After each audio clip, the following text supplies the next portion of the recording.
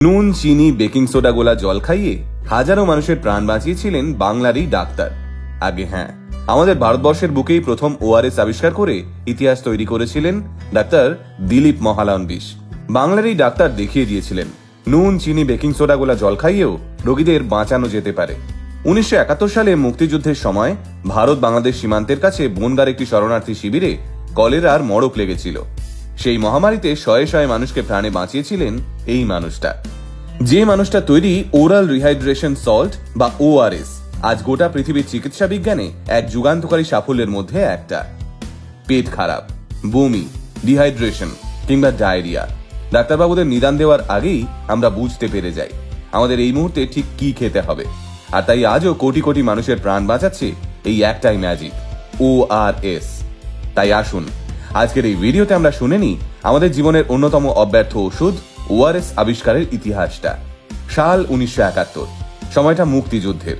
সেই মুক্তিযুদ্ধের সময় ভিটেমাটি হারিয়ে লক্ষ লক্ষ মানুষ আমাদের ভারতবর্ষে এসে শরণার্থী শিবিরগুলোতে আশ্রয় নিয়েছিলেন। কিন্তু প্রবল বৃষ্টিতে শুরু হয় কলেরার বাড়বাড়ন্ত। পর্যাপ্ত খাবার, পরিষ্কার জল, পরিষ্কার শৌচাগার কোনোটাই ছিল না সেই সময়। তাই অস্বাস্থ্যকর পরিবেশে হুহু করে বাড়তে থাকে কলেরার প্রাদুর্ভাব। সেই সময় বনগাঁর একটি উদ্বাস্তু শিবিরে শয়ে শয়ে মানুষ কলেরায় মারা যেতে শুরু করেন। কিন্তু তখন মানুষ জানতেন না আদতে এই ওআরএস জিনিসটা ঠিক কি, আর কি বা তার উপকারিতা। কারণ তখনও ওআরএস এর প্রয়োগ নিয়ে বিশ্ব চিকিৎসা নিয়ামক সংস্থা কোনো স্বীকৃতি দেয়নি। ওদিকে শিবিরে লাখো লাখো মানুষকে দেওয়ার মতো পর্যাপ্ত স্যালাইন ওয়াটারেরও জোগাড় নেই। আর ঠিক সেই সময় সৃষ্টিকর্তার দূতের মতো হাজির হন ডাক্তার মহালানবিশ। ডাক্তার মহালানবিশ আমেরিকার জন হপকিন্স ইউনিভার্সিটির মেডিকেল কেয়ার ফেলো পদে কর্মরত ছিলেন। তখন ওই প্রতিষ্ঠানের একটি আন্তর্জাতিক কেন্দ্র ছিল আমাদের কলকাতার বেলেঘাটার আইডি হাসপাতালে। সেই সময় এই বেলেঘাটা আইডিতেই কলেরা আক্রান্ত রোগীদের চিকিৎসা করা হতো। ডাক্তার মহালানবিশ 1964-তে দেশে ফিরে এই বেলেঘাটা আইডিতেই যোগ দেন। সেখানেই তিনি শুরু করেন ওআরএস এবং স্পেশাল মেটাবলিক স্টাডি নিয়ে গবেষণার কাজ। কিন্তু তার গবেষণা শেষ হওয়ার আগেই 1971 সালের এই কলেরা মহামারীটি দেখা দেয়। ডাক্তার মহালানবিশের কাছে সেই খবর পৌঁছানো মাত্রই তিনি কয়েকজনকে সঙ্গে নিয়ে তৎক্ষণাৎ পৌঁছে যান বনগাঁর শিবিরে। শিবিরে পৌঁছে তিনি দেখেন পর্যাপ্ত পরিমাণে স্যালাইন নেই, আর এক্ষুনি স্যালাইন ওয়াটারের ব্যবস্থা না করলে কাউকে বাঁচানো সম্ভব নয়।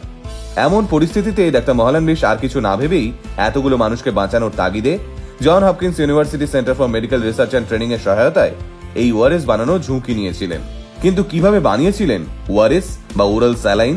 ডাক্তার মহালানবিশ ওই শিবিরে একটি বড় ড্রামে পর্যাপ্ত পরিমাণ নুন, বেকিং সোডা এবং চিনি গুলে তৈরি করেছিলেন ওরাল স্যালাইন। এবার প্রত্যেকজন রোগীর কাছে এই জল দিয়ে তিনি বলেছিলেন খিদে না পেলেও বারবার এই ওরাল স্যালাইন ওয়াটার খাওয়ার জন্য, তাহলেই তাদের দুর্বলতা কেটে যাবে এবং তারা সুস্থ হয়ে উঠবেন।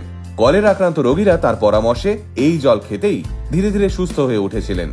আসলে এই ওরাল স্যালাইন ম্যাজিকের মতো কাজ করেছিল প্রত্যেকের শরীরে, যার ফলে কলেরার মৃত্যুর হারও কমে গেছিল অনেকটা। এরপরে এই ওআরএস নিয়ে বিশদে তথ্য লিখে পেপার জমা দেন এই ডাক্তারবাবু, এবং তারপর কলেরা কিংবা ডায়রিয়া রোগে আইভির পরিবর্তে গোটা বিশ্বে স্বীকৃতি পায় ওআরএস। এরপরেই বিশ্ব স্বাস্থ্য সংস্থা এবং ইউনিসেফ সসম্মানে ডেকে নেয় ডাক্তার মহালানবিশকে। ডাক্তার মহালানবিশের জন্ম হয়েছিল অবিভক্ত বাংলার কিশোরগঞ্জে, কিন্তু দেশভাগের সময় তিনি পশ্চিমবঙ্গে চলে এসেছিলেন। 1958 সালে কলকাতা মেডিকেল কলেজ হাসপাতাল থেকেই ডাক্তারি পাশ করে ওই হাসপাতালে শিশু বিভাগে ইন্টার্নশিপ করেন তিনি। ডাক্তার মহালানবিশই প্রথম ভারতীয় চিকিৎসক যিনি কুইন এলিজাবেথ হসপিটাল ফর চিলড্রেনে রেজিস্ট্রার পদে যোগ দিয়েছিলেন। বলাই বাহুল্য তার এই যুগান্তকারী আবিষ্কারের জন্য আজও বহু মানুষ প্রাণে বাঁচছে। তাই আমাদের প্রত্যেকের ঘরে আর কোনো ওষুধপত্র থাকুক বা নাই থাকুক, ওআরএস কিন্তু আমরা সকলেই রেখে দিই। কিন্তু দুর্ভাগ্যবশত 2022 সালের 16ই অক্টোবর 88 বছর বয়সে প্রয়াত হন বাংলার এই স্বনামধন্য ডাক্তার দিলীপ মহালানবিশ। 2023 সালে তিনি মরণোত্তর পদ্মা বিভূষণেও সম্মানিত হয়েছেন। কিন্তু তার সৃষ্টি আজও আমাদেরকে বাঁচিয়ে রেখেছে। তাই গোটা আলটিমেট মিডিয়ার তরফ থেকে শ্রদ্ধেয় চিকিৎসক, বিজ্ঞানী ডাক্তার দিলীপ মহালানবিশকে আমরা প্রণাম জানাই।